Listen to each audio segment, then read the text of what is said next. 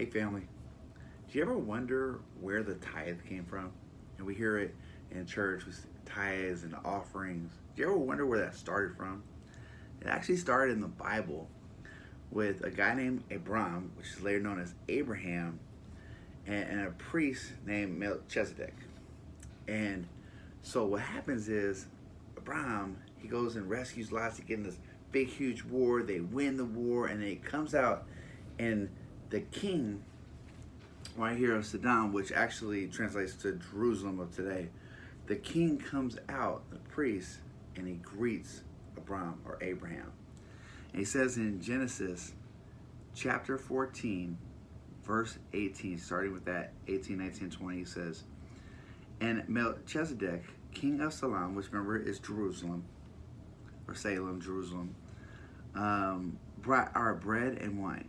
He was priest of God Most High. That's important to remember. He was priest of God Most High.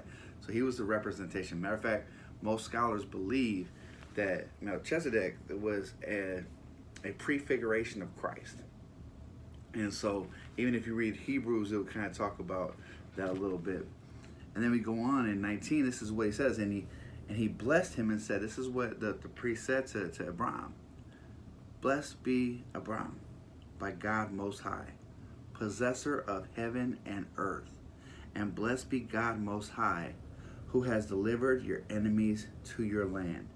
And Abraham gave him a tenth of everything. Now, this is important to remember. You see, because God is the creator of everything. And originally, the earth was like kind of like supposed to be his temple, but as humans, we kind of mess everything up, right? But he's acknowledging it that everything is God's. Everything is God's. And by Abraham giving him a tenth of what he got from the spoil, a tithe, that's where the tenth tithe comes from. He's acknowledging that everything that I received is all God's anyways.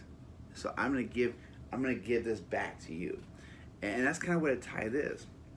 Sometimes we can, we get this messed up, like the possessions in the earth, our house, our car, or even our children are ours. Well, yeah, they're ours that God has given us as a loaner, but they're ultimately His. Everything is His. Everything is His. So when you're giving a tenth, you're not giving something that's yours. You're giving something that's already His. And by doing that, you also get blessings back. All right, family. You guys have a blessed day.